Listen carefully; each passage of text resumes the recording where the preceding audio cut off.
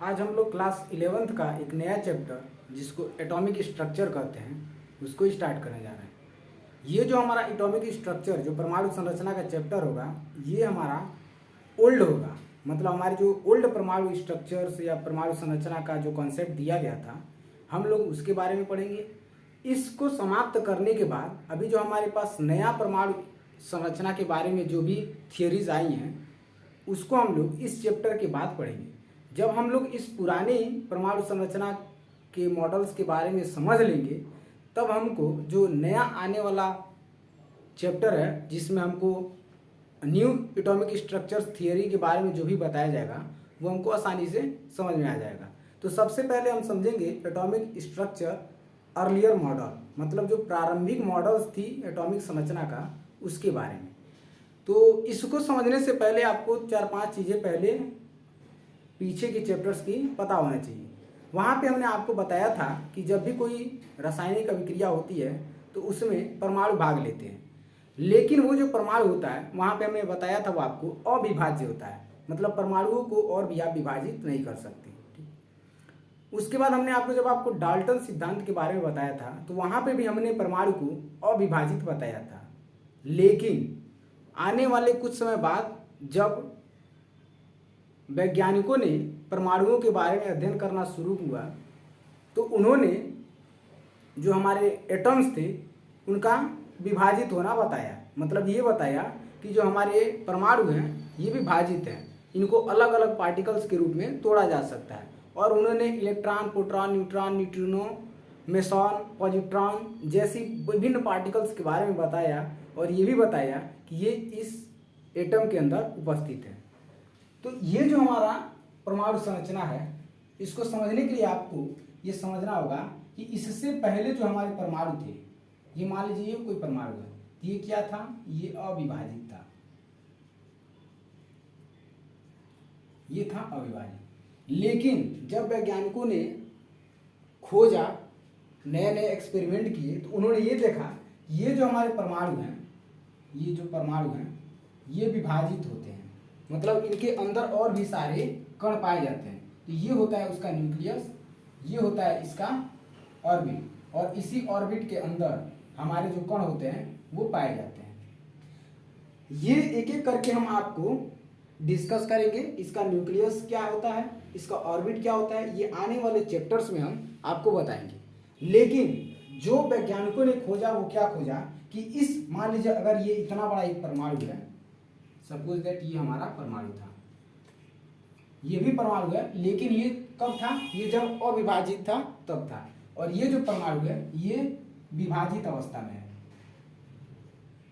ये विभाजित अवस्था में। जब आप विभाजित अवस्था में परमाणु के बारे में समझेंगे तो उसमें देखेंगे कि उसमें हमारे पास बहुत सारे लेयर्स होते हैं जिसमें अलग अलग ऑर्बिट्स में या उसके न्यूक्लियस में उसकी विशेषताओं के बारे में बताया जाता है।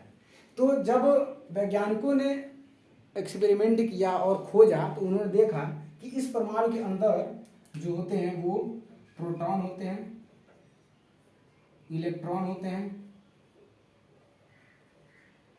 न्यूट्रॉन होते हैं, न्यूट्रिनो, न्यूट्रॉन और न्यूट्रिनो ये सभी अलग अलग हैं। यहाँ पे न्यूट्रिनो होता है, इसी तरह से आपका पॉजिट्रॉन भी होता है, इसी तरह से आपका मेसॉन भी होता है। तो ये जो आप अलग से 3-4 इत्यादि भी होते हैं, ETC, मतलब और भी पार्टिकल्स होते हैं इस परमाणु के अंदर। तो उन्होंने ये जो कुछ यहाँ पे ये जो आपको अलग से दिख रहा है न्यूट्रिनो, पॉजिट्रॉन, मेसॉन, ये जो हमारे कण थे ये इस परमाणु में उपस्थित हो भी सकते हैं, नहीं भी हो सकते हैं। तो ये इनकी उपस्थिति होना और ना होना कोई फिक्स नहीं है।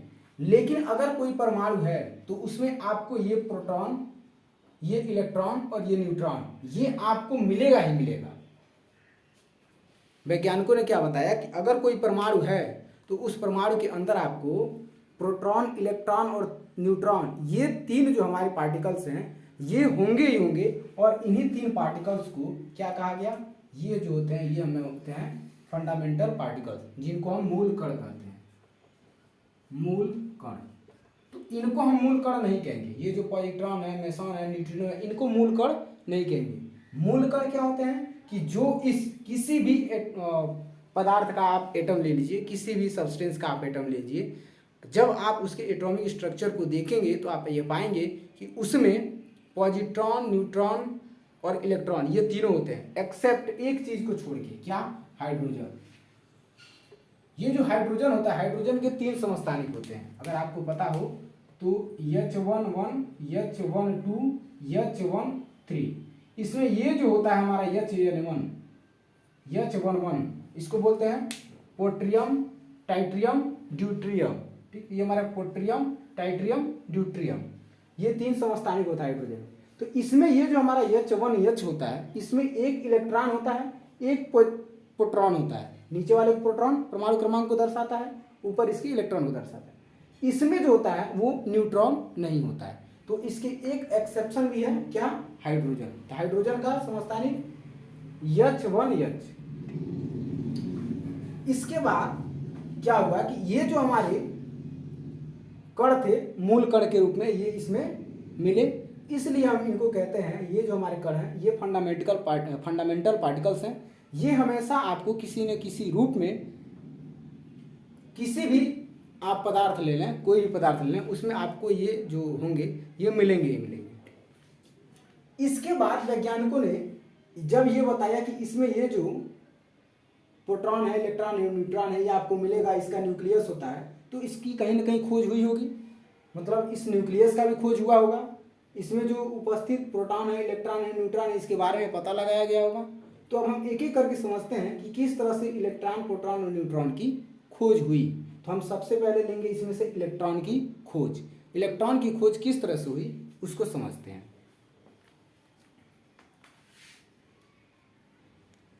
अब हम लोग स्टार्ट करते हैं इलेक्ट्रॉन की खोज, उसके बाद समझेंगे प्रोटॉन की खोज, उसके बाद न्यूट्रॉन, उसके बाद न्यूक्लियस।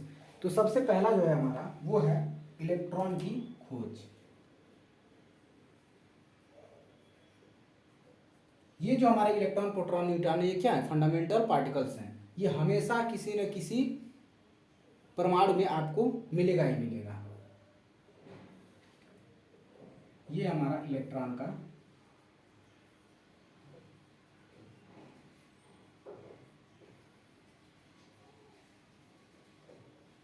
इलेक्ट्रॉन की खोज। इलेक्ट्रॉन की जो खोज हुई वो कैथोड किरणों के द्वारा हुई। तो सबसे पहले हम कैथोड किरणों के बारे में समझेंगे। ये जो खोज हुई ये कैथोड किरणों के बारे में पता चलने से हुई। ठीक, तो ये कैथोड किरण क्या होते हैं, सबसे पहले इसको समझेंगे कि किस प्रकार से कैथोड किरण उत्पन्न किया जाता है। उसके बाद हम समझेंगे कि इलेक्ट्रॉन की खोज किस तरह से हुई। तो जूलियस प्लकर नामक एक वैज्ञानिक थे। जूलियस प्लकर नामक वैज्ञानिक ने गैसों को लेकर और उसमें विद्युत धारा प्रवाहित करके एक विसर्जन नली में इस एक्सपेरिमेंट को किया था। हमने क्या बोला कि जूलियस प्लकर नामक वैज्ञानिक ने गैसों को लेकर और एक विसर्जन नली में विद्युत धारा प्रवाहित करके इस कैथोड किरण की खोज की थी, और कैथोड किरण से किस तरह से इलेक्ट्रॉन की खोज हुई उस चीज को समझे थे। तो जूलियस प्लकर जो थे उन्होंने क्या किया कि एक लगभग 60 सेंटीमीटर का एक ट्यूब लिया। ये मान लीजिए एक ट्यूब है, ठीक,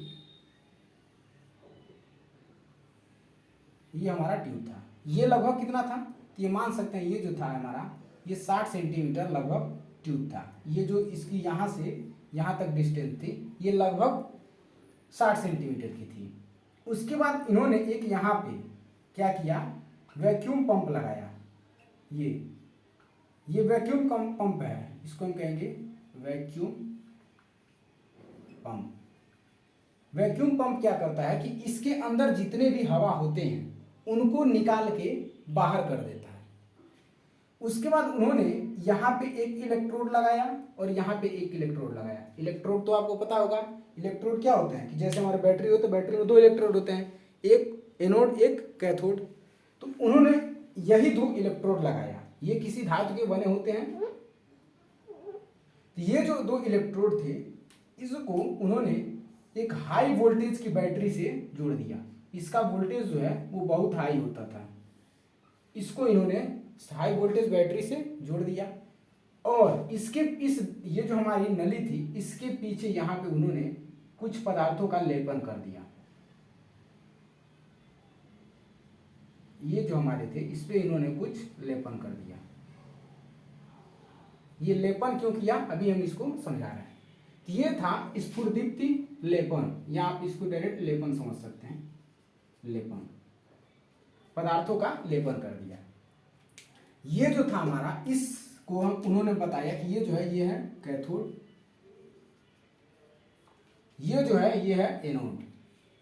तो आपको पता है कि एनोड पॉजिटिव चार्ज का होता है, कैथोड निगेटिव चार्ज का होता है।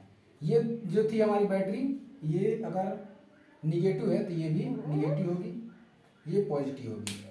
ठीक, ये पॉजिटिव होगा, ये निगेटिव होगा। आप इस तरह से इस फिगर को बनाएंगे। उन्होंने क्या किया कि इसमें बहुत सारी गैसों को भर दिया, गैसों को इसमें भर दिया। गैसों को भरने के बाद उन्होंने क्या किया कि पहले टेम्परेचर, इसमें टेम्परेचर नहीं प्रेशर, प्रेशर को पहले उन्होंने सामान्य अवस्था में रखा। प्रेशर को सामान्य अवस्था में जब रखा और इसमें वोल्टेज प्रवाहित की, कितना वोल्टेज, लगभग 10,000 वोल्ट, 10,000 वोल्ट लगभग उन्होंने इस बैटरी के थ्रू इसके अंदर इस इलेक्ट्रोड पे उन्होंने भेजा। तो उन्होंने क्या देखा, इसमें किसी प्रकार का कोई चेंजेस नहीं हो रहा। क्यों? क्योंकि टेम्परेचर को उन्होंने सामान्य अवस्था में रखा था। तो पहला क्या किया था, सामान्य टेम्परेचर, सॉरी सामान्य प्रेशर, टेम्परेचर नहीं प्रेशर, सामान्य दाब। इस एक्सपेरिमेंट को करते समय उन्होंने क्या किया कि सबसे पहले उन्होंने प्रेशर को सामान्य रखा, मतलब जैसे नॉर्मल प्रेशर होता है उसी तरह से उन्होंने प्रेशर को रखा। लेकिन यहाँ पे उन्होंने जो वोल्टेज दी वो लगभग 10,000 था। 10,000 वोल्टेज इस नली में, विसर्जन नली में उन्होंने भेजा। उन्होंने देखा कि इसमें किसी प्रकार का कोई चेंजेस नहीं आ रहा। इसके बाद उन्होंने क्या किया कि इस दाब को कम किया। दूसरा काम क्या किया, दाब को कम किया, लगभग 10 टू द पावर लगभग -2 मिलीमीटर किया। जब उन्होंने दाब को 10 टू द पावर -2 मिलीमीटर के आसपास किया तब उन्होंने देखा कि इसमें से धीरे धीरे किरणें बाहर की तरफ निकलने लगी। ठीक, वोल्टेज उतना ही था, जब 10 टू द पावर -2 मिलीमीटर था तो वोल्टेज उतना ही था। अब उन्होंने क्या किया कि इस टेम्परेचर, इस प्रेशर को कम करके और कम किया। प्रेशर को कर दिया 10 टू द पावर -4 मिलीमीटर। जब उन्होंने दाब को और कम किया और इस वोल्टेज को और बढ़ा दिया, वोल्टेज को जो बढ़ाया और इस दाब को कम किया तो उन्होंने देखा कि ये जो हमारी नली थी, इस नली में एक स्फुरदीप्ति उत्पन्न होने लगी। किसके ऊपर, इसके ऊपर, इसके ऊपर एक हल्का सा स्फुरदीप्ति मतलब लाइट आने लगा। क्यों? क्योंकि इधर से जो किरणें निकलती थी वो जाती थी और इसके ऊपर टकराती थी। ये इस पीछे जो हमारे, ये जो हमारे लेपन है इसके ऊपर टकराती थी तो उन्होंने देखा स्फुरदीप्ति उत्पन्न हुआ। जब उन्होंने टेम्परेचर को, चौथा कंडीशन क्या किया, जब उन्होंने टेम्परेचर को 10 टू द पावर -4 से और नीचे कर दिया और वोल्टेज को और बढ़ा दिया तो उन्होंने देखा कि इस नली में, ये जो हमारी नली था ये पूर्ण रूप से एकदम अंधकार हो गई, मतलब इसमें लाइट बचा नहीं और ये हरे रूप का प्रदीप्त होने लगी। मतलब कुछ समय बाद ये जो हमारा ट्यूब था ये हरे रंग का दिखने लगा। और इसी एक्सपेरिमेंट को हमारे और भी वैज्ञानिक जैसे विलियम क्रूक्स तथा हमारे वैज्ञानिक जे थॉमसन ने इस एक्सपेरिमेंट को और कई बार किया और ऑब्जर्वेशन किया। ये जो एक्सपेरिमेंट था ये जूलियस प्लकर द्वारा किया गया था, कैथोड किरणों का। और इसी एक्सपेरिमेंट को विलियम क्रूक्स तथा जे थॉमसन ने किया और उसमें से कुछ ऑब्जर्वेशन किया और उन्होंने बताया कि ये जो हमारी किरणें, इन किरणों का उत्पन्न होने का कारण इसमें जो उपस्थित गैस है वो गैस नहीं है। इन किरणों के उत्पन्न होने का कारण ये हमारा कैथोड है और ये कैथोड जो है इन किरणों को उत्पन्न कर रहा है। तो उन्होंने इन किरणों से संबंधित कुछ प्रॉपर्टी को भी देखा, ऑब्जर्व किया। इसके बारे में उन्होंने क्या आगे कैथोड किरणों के बारे में जानकारी इकट्ठा करने के लिए उन्होंने क्या किया, अब इसको समझते हैं। तो उन्होंने इसका जो नाम था वो कैथोड किरण तो रख दिया, लेकिन किस आधार पे रखा? क्योंकि ये जो गैसें थी, ये जो गैसें थी, इसमें जो लाइट उत्पन्न हो रहा है ये इन गैसों की वजह से न होकर इस कैथोड किरणों की वजह से हो रहा है। तो उन्होंने इसका नाम कैथोड किरण रखा। कौन? जे थॉमसन ने। ठीक, अब हम समझते हैं कि इस कैथोड किरणों की प्रॉपर्टी क्या होती है जो इस कैथोड से एनोड की तरफ चल रही है। ये हमारा कैथोड किरण की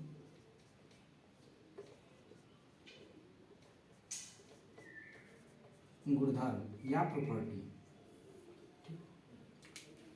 तो जे थॉमसन, अब जूलियस ब्रेकर का काम समाप्त हो गया। अब जो एक्सपेरिमेंट कर रहे हैं वो जे थॉमसन कर रहे हैं और उनके सहयोगी वैज्ञानिक कर रहे हैं। तो जे थॉमसन ने क्या देखा कि ये जो किरणें हैं ये एक सीधी रेखा में चलती हैं। पहली बात उन्होंने क्या बताया, ये जो किरणें हैं एक सीधी रेखा में चलती हैं। उन्होंने कैसे पता लगाया? उन्होंने क्या किया कि इसके बीच में ये जो हमारी किरणें यहाँ से निकल रही थी और जा रही थी, ये जो हमारी किरणें इधर से निकल के इधर जा रही थी, उन्होंने क्या किया कि इसके बीच में एक प्लेट रख दिया। एक प्लेट रखा, एक ऐसा प्लेट जिसके थ्रू होकर किरणें बाहर नहीं निकल सकती हैं। तो उन्होंने देखा कि ये जो प्लेट है इसकी छाया, इसका शैडो इसके पीछे बन रहा है। इसका मतलब ये हुआ कि ये जो निकलने वाली किरणें हैं ये कैसी हैं? ये जो किरणें हैं ये एकदम सीधी हैं, स्ट्रेट लाइन में चलती हैं। पहला ऑब्जर्वेशन उन्होंने ये किया। दूसरा ऑब्जर्वेशन उन्होंने क्या किया कि उन्होंने इसके अंदर एक छोटा सा पहिया रखा। ये हमारा एक छोटा सा पहिया है। और तब उन्होंने फिर से इस एक्सपेरिमेंट को किया। तो उन्होंने क्या देखा कि यहाँ से जो किरणें निकल रही हैं वो इस पहिए को नचा दे रही हैं। इसका मतलब उन्होंने ये बताया कि ये जो किरणें हैं ये कण के रूप में है। तो दूसरा उन्होंने बात क्या बताई कि ये जो किरणें हैं ये कण के रूप में है, जो इधर से निकल रही हैं, मतलब इस कैथोड की तरफ से निकल रही हैं, इस एनोड की तरफ जा रही हैं। किस तरह से बताया? ये जो पहिया था, ये घिरनी था, ये रोटेट करने लगा। जब उन्होंने इस एक्सपेरिमेंट को किया, वोल्टेज दिया और दाब को कम किया, तो उन्होंने देखा कि इधर से जो निकलने वाली किरणें हैं इस पहिए को घुमा दे रही हैं। मतलब ये कि वो एक बालू जैसा आप समझ सकते हैं कि अगर बालू किसी की चीज़ के ऊपर फेंका जाए तो एक फोर्स लगाता है और उसको रोटेट कर देता है। तो उसी तरह से यहाँ से जो निकलने वाले कण थे वो कण बहुत तेज़ी के साथ निकले और इस पहिए पे जा के टकराए और इसको उन्होंने घुमा दिया। तो उन्होंने बताया कि ये जो हमारी किरणें हैं ये कण के रूप में होती हैं। तीसरा बात उन्होंने क्या बताया?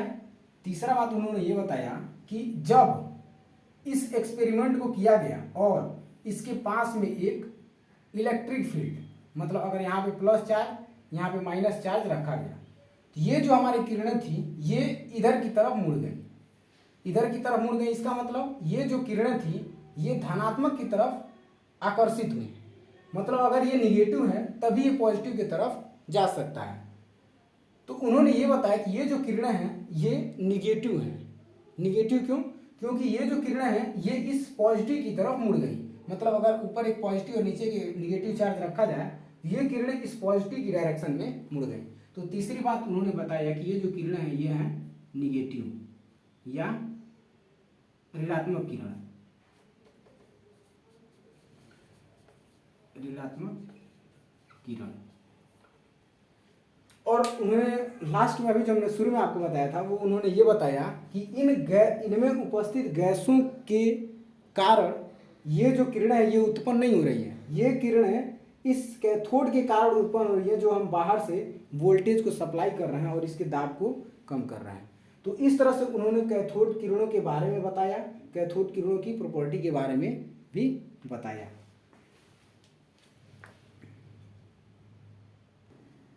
इस एक्सपेरिमेंट को करने के बाद निष्कर्ष क्या निकला?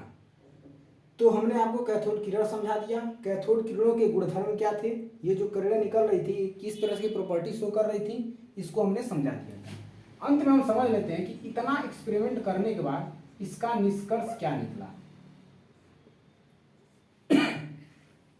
तो इसका निष्कर्ष ये निकला कि ये जो किरणें हैं जो आप देख रहे हैं, जो कैथोड से निकलकर एनोड की तरफ जा रही हैं, ये किरणें पहली बात तो पार्टिकल से बनी हुई हैं, और ये जो पार्टिकल्स हैं ये ऋणावेशित हैं, और यही जो पार्टिकल्स ऋणावेशित हैं इसी को हम लोग इलेक्ट्रॉन कहते हैं। इलेक्ट्रॉन। तो आपको एक चीज समझ में आ गया कि इलेक्ट्रॉन की जो खोज हुई थी वो कैथोड किरणों के द्वारा ही हुई थी।